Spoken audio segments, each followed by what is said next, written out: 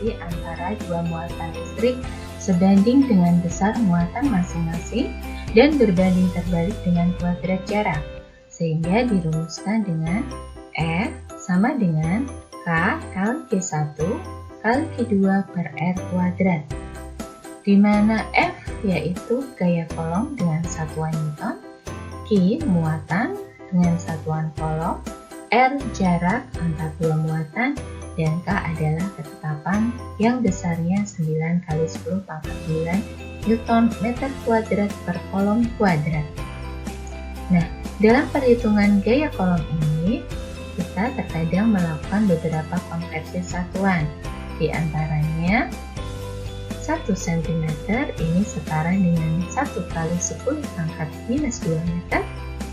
1 mikrokolom sama dengan 1 kali 10 pangkat min 6 kolom, dan 1 pikokolom sama dengan 1 kali 10 pangkat negatif 12 kolom. Berikut adalah contoh soal tentang gaya kolom. Dua buah benda masing-masing bermuatan listrik positif 3 mikrokolom dan negatif 2 mikrokolom terpisah sejauh 1 cm.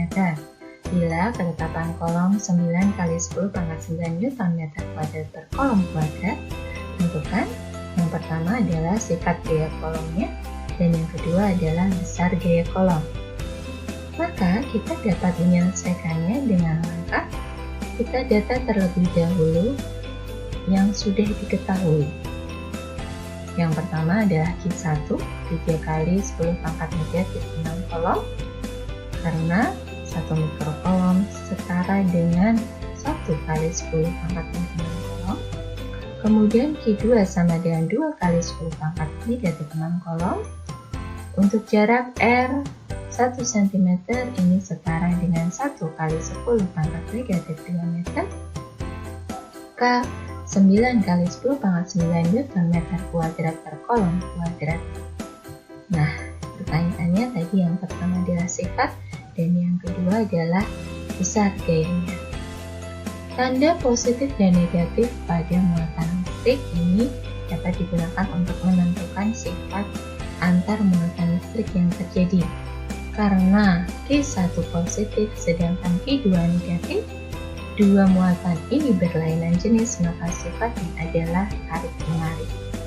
Tanda positif dan negatif tidak perlu digunakan dalam perhitungan. Maka dengan persamaan F sama dengan K kali Q1 kali Q2 per R kuadrat, kita tinggal memasukkan data-data yang ada. F sama dengan K digantikan dengan angka 9 kali 10 pangkat 9, ini adalah K. Kemudian Q1 3 kali 10 pangkat min 6, kemudian Q2 adalah 2 kali 10 pangkat negatif 6. R kuadrat artinya adalah R kali R, sehingga kita bisa menuliskan R adalah 1 kali 10 pangkat min 2 dikalikan R lagi, yaitu 1 kali 10 pangkat negatif 2. Nah, untuk langkah selanjutnya kita bisa kelompokkan angka-angka yang bukan 10 pangkat untuk berada di depan. Jadi misalkan di sini ada 9, kemudian 3, dan juga 2. Kita kelompokkan terlebih dahulu di bagian depan. Kita lihat ini ada di bagian depan untuk saling dikalikan. Kemudian 10 pangkatnya baru kita tuliskan di belakang. 10 pangkat 9, 10 pangkat negatif 6, dan 10 pangkat negatif 6. Begitu juga untuk yang bagian bawah, maka ini ada angka 1 dan ada angka 1. Ini kita taruh di depan. Ini 1 kali 1, 10 pangkatnya kita tuliskan, kita jajar di belakang, yaitu 10 pangkat negatif 2 kali 10 pangkat negatif 2. Nah, kita kalikan 9 kali 3 kali 2, maka hasilnya 9 kali 27 kali 2. Hasilnya adalah 54. Sementara untuk 10 pangkatnya, 10 pangkat 9 kali 10 pangkat negatif 6 itu sama saja, kita tinggal menjumlahkan pangkatnya saja dengan bilangan pokok yang sama. Bilangan pokoknya ini adalah Bilangan pokok perpangkatannya sama yaitu 10, sementara pangkatnya kita tinggal jumlahkan 9 tambah negatif 6 berarti 3, kemudian ditambah lagi dengan negatif 6 maka menjadi negatif 3. Maka di sini hasilnya 10 pangkat negatif 3. Sementara yang di bawah 1 kali 1, 1, 10 pangkat negatif 2 ditambah negatif 2 ya, kalau kita lihat dari pangkatnya saja berarti 10 pangkat negatif 4. Nah, lantas ini kita tuliskan kembali sama dengan 54 10 pangkat negatif 3 ini yang bagian atas. Yang bagian bawah ini 10 pangkat negatif 4 kita naikkan ke atas, maka ketika naik ke atas pangkatnya akan berubah tanda. Ketika ini negatif 4 ini akan menjadi 4, jadi 10 pangkat 4. Nah, kalau kita hitung ini ada 10 pangkat negatif 3 kali 10 pangkat 4, maka sama saja 10 pangkat negatif 3 tambah 4 itu 1, maka 54 kali 10 pangkat 1 kali 10 hasilnya adalah 540. Satuannya adalah Newton. Berikutnya kita akan mencoba untuk soal-soal yang berhubungan dengan perubahan jarak dan besar gaya kolom. Kita akan bisa menyelesaikannya dengan bantuan tabel dan mengingat bahwa F itu adalah sebanding dengan 1/R². Caranya seperti apa? Kita coba lihat satu per satu. Dari soal nomor 1, ada dua benda bermuatan listrik yang sama saling didekatkan pada jarak tertentu. Gaya listrik yang terjadi adalah F, maka kita tuliskan awal ini adalah F. Kemudian jika jarak kedua benda menjadi setengah kali semula, R-nya menjadi setengah. Yang ditanyakan di sini maka gaya yang terjadi adalah, maka di sini yang ditanyakan ya F akhirnya. Langkahnya bagaimana?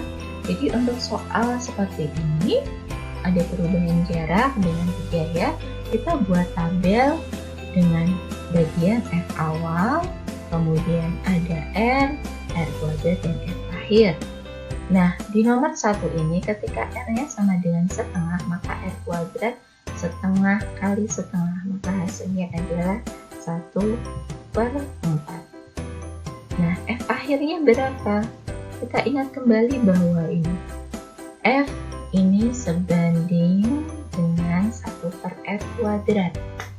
Nah, kalau artinya di sini bahwa F ini berbanding terbalik ya dengan R²-nya. Kalau R²-nya menjadi 1/4, maka F akhirnya menjadi kebalikan dari R²-nya. Bukan 1/4, tapi menjadi 4 kali F.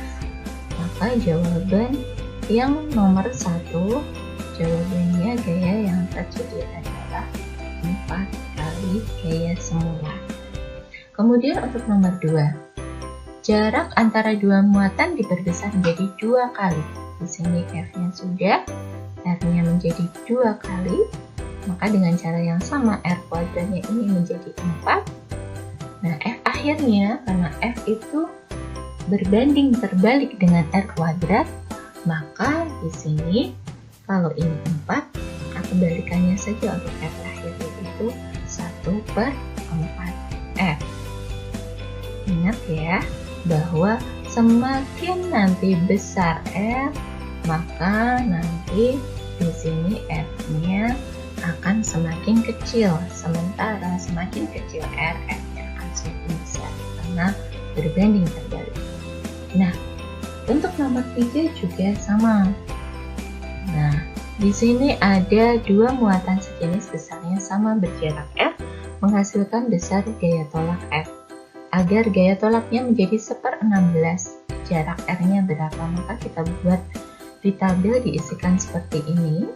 F akhirnya 1/16 F, maka kita tarik ke belakang. Kalau di sini F akhirnya 1/16, maka berarti R²-nya adalah kebalikannya yaitu 16, maka R-nya berarti akar dari yang sudah disampaikan bahwa medan listrik merupakan ruang di sekitar muatan listrik yang masih dipengaruhi oleh gaya listrik. kita lihat arah gaya listrik. Pada muatan negatif, arahnya adalah masuk. Kemudian pada muatan positif, arahnya adalah keluar. Lalu kita lihat pola garis gaya listrik pada dua muatan yang berdekatan. Pada muatan positif dan positif, karena sejenis maka dua muatan tersebut tolak menolak, dan lihat arah gayanya sama-sama keluar. Pada muatan negatif dan negatif, sama seperti pada muatan positif dan positif, yaitu tolak menolak, tapi perhatikan bahwa arah gayanya adalah masuk menuju muatan negatif. Nah, untuk muatan yang berbeda jenis, positif dan negatif, kita bisa lihat gayanya saling tarik-menarik, dan lihat bahwa arah gaya dari muatan positif menuju ke muatan negatif.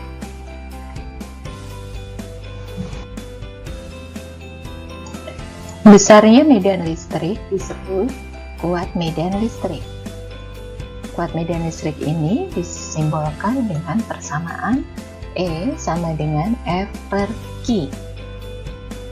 Karena F gaya kolom sama dengan K kali Q besar kali Q kecil per R kuadrat, maka kita bisa juga menuliskan bahwa E sama dengan K kali Q besar kali Q kecil per R kuadrat kali Q. Sehingga kita juga bisa menuliskan bahwa E sama dengan K kali Q besar per R kuadrat, di mana E merupakan medan listrik, Q merupakan muatan sumber, Q kecil merupakan muatan uji, R jarak dari benda, dan F adalah gaya. Berikut contoh soal untuk kuat medan listrik. Gaya kolom yang dialami kedua muatan A dan B adalah sebesar 4 kali 10 pangkat negatif 4 Newton. Jika besar muatan A sebesar 4 kali 10 pangkat negatif 6 kolom, dan muatan uji B sebesar 4 kali 10 pangkat negatif 12 kolom, berapakah besar kuat medan listrik yang dirasakan muatan uji B oleh muatan A tersebut? Kita bisa menyelesaikannya dengan cara kita tuliskan terlebih dahulu yang diketahui, yaitu F gaya 4 kali 10 pangkat negatif 4 Newton, kemudian muatan A, QA 4 kali 10 pangkat negatif 6 kolom, muatan B, QB yaitu 4 kali 10 pangkat negatif 12 kolom. Nah, di sini ditanya adalah EA. Jadi, yang ditanya adalah kuat medan oleh muatan A. Jadi sumbernya adalah muatan A. Sehingga kita bisa menjawab E sama dengan F per QB. Ingat, ketika kita mencari EA, justru persamaannya menjadi E sama dengan F per QB. E sama dengan F-nya kita masukkan 4 kali 10 pangkat negatif 4 dibagi dengan QB 4 kali 10 pangkat negatif 12, maka hasilnya adalah 1 kali 10 pangkat 8 Newton per kolom. Apa kamu tahu bagaimana petir dapat terjadi? Tentu saja, petir terjadi karena beda potensial yang sangat besar antara dua awan berbeda atau awan dengan bumi, sehingga terjadi lompatan muatan listrik atau elektron berpindah. Untuk memahami beda potensial, perhatikan gambar berikut.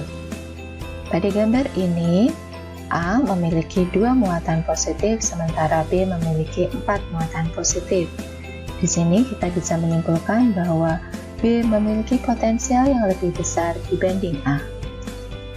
Sementara itu untuk gambar di sebelah kanan, A memiliki 2 muatan negatif, sementara B memiliki 4 muatan negatif.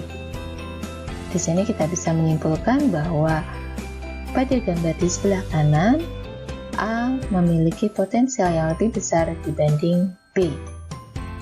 Perbedaan potensial inilah yang dapat menyebabkan terjadinya lompatan elektron. Elektron akan melompat atau berpindah dari potensial yang rendah atau kecil ke potensial yang lebih tinggi atau besar. Beda potensial dapat dituliskan dalam persamaan delta V sama dengan W per Q, di mana delta V merupakan beda potensial listrik dengan satuan volt, W adalah energi listrik dengan satuan joule, dan Q adalah muatan listrik dengan satuan coulomb. Contoh soalnya, berapakah beda potensial kutub-kutub baterai sebuah rangkaian jika baterai tersebut membutuhkan energi sebesar 90 joule untuk memindahkan muatan sebesar 30 coulomb? Penyelesaiannya, kita ketahui W sama dengan 90 joule, Q 30 coulomb, dan yang ditanya adalah delta V. Maka jawabnya delta V sama dengan W per Q sama dengan 90 dibagi 30, yaitu 3 volt.